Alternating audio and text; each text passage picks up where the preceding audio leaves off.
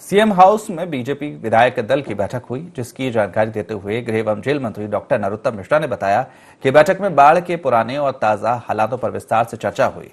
साथ ही कोरोना की स्थिति को भी बताया। बैठक में कार्यसूची पर भी बात हुई। वहीं आबकारी एक्ट में संशोधन पर भी बात हुई। इसके साथ ही साथ अवैध कॉलोनियों को वैध कराने वाले एक्ट पर भी चर्चा हुई। वहीं सदन में हुए हंगामे को लेकर गृह एवं जेल मंत्री ने कहा कि हम चर्चा करने के लिए तैयार हैं, लेकिन कांग्रेस के पास वक्त नहीं है, वो केवल हो हल्ला करती है।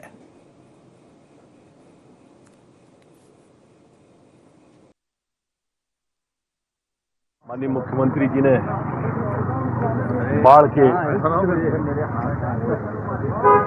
पुराने और ताजा हालातों पर विस्तार से बताया। कोरोना की स्थिति के बारे में भी, ठीक है, देश की और वर्तमान प्रदेश की स्थिति के बारे में भी विस्तार से अवगत कराया।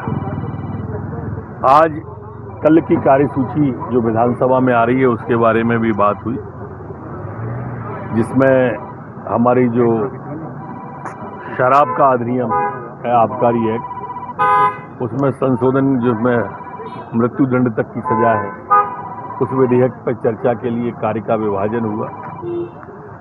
अवैध कॉलोनियों को वैध करने वाला विषय, वो उस पर भी कार्य का विभाजन विधायकों में बोलने पर चर्चा हुई।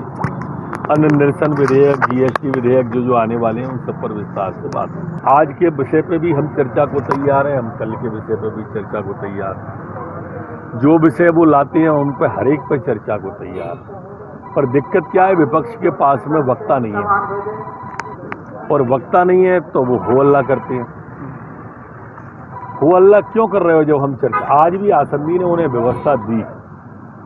आसंदी ने कहा कि भाई आप इसके बाद शोक प्रस्ताव के बाद में चर्चा कर लेंगे।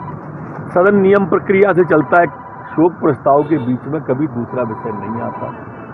कमलनाथ जी बड़े गर्व से कह रहे थे कि मैं लोकसभा में रहा हूं, विधानसभा का अनुभव नहीं है।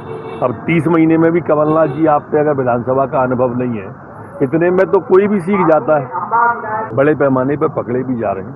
बालाघाट में हमने कितना बड़ा ऑपरेशन, 7 बड़े सारे रैकेट हमने पकड़ लिए, और आगे आने में भी हम उसे बढ़ने नहीं देंगे। हमने नक्सली गतिविधि बढ़ने नहीं दी ना, डाकू बढ़ने नहीं दिए ना, सिमी को नहीं बढ़ने दिया ना, इसको भी नहीं बढ़ने।